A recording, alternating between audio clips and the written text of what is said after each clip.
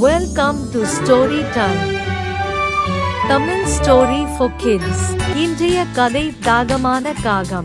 முன்னொரு காலத்தில் ஒரு சிறிய கிராமத்தில் காகம் ஒன்று வாழ்ந்து வந்தது. அந்த காகம் மிகவும் புத்திசாலியாகவும் இருந்தது. ஒவ்வொரு பிரச்சனையையும் தீர்த்து வைப்பார். இவரின் திறமையைக் கண்டு அந்த ஊர் மக்கள் மிகவும் வியந்தனர். ஒரு நாள் கோடை காலத்தில் கிராமத்தில் வெயில் அதிகமாக இருந்தது. எல்லா விலங்குகளும் பறவைகளும் கூட நிழலை தேடின. மரங்கள் கூட இலைகள் உதிர்ந்து மிகவும் சோகமாக காணப்பட்டன. அங்கு கடும் வெப்பம் நிலவியதால் ஆறுகள் கூட வறண்டு அனைவருக்கும் தாகம் ஏற்பட்டது. அந்த வெயிலில் காகம் தண்ணீர் தேடி இந்த மரத்திலிருந்து அந்த மரத்திற்கு அலைந்து கொண்டிருந்தது. இந்த கிளையிலிருந்து அந்த கிளைக்கு அலைந்து திரிந்தார். ஆனால் எங்கும் வறண்டு இருந்ததால் எங்கும் தண்ணீர் கிடைக்கவில்லை. காகத்தின் தொண்டை வறண்டு போனது. அதன் காரணமாக அவர் பலவீனமடைந்தார்.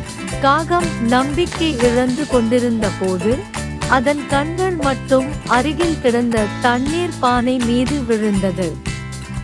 பானையில் கொஞ்சம் தண்ணீர் இருப்பதைக் கண்டு காகம் மிகவும் மகிழ்ச்சி அடைகிறது.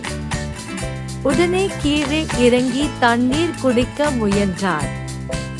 ஆனால் நீர்மட்டம் மிக குறைவாக இருந்ததால் அதன் கொக்கு அங்கு செல்ல முடியாது. ஆனால் புத்திசாலி காகம் விடவில்லை. சுற்றும் முற்றும் பார்த்தான்.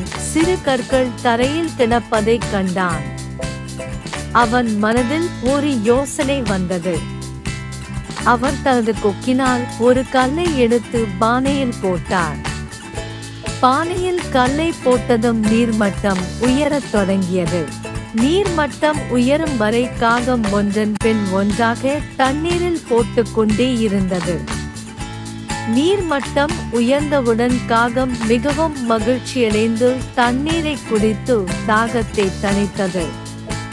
அவர் நிறைய தண்ணீர் குடித்தார். பின்னர் அவர் நிவாரணம் பெற்றார். ஆனால் புத்திசாலி காகம் அதோடு நிற்கவில்லை. பானையில் இன்னும் தண்ணீர் இருப்பதைக் கண்டார். பிறகு மற்ற விலங்குகளின் தாகத்தையும் இந்த நீரால் தீர்த்துவிடலாம் என்று எண்ணி சுற்றியிருந்த பறவைகளை வரவழைத்து அவைகளும் பானையில் உள்ள தண்ணீரை குடித்தன.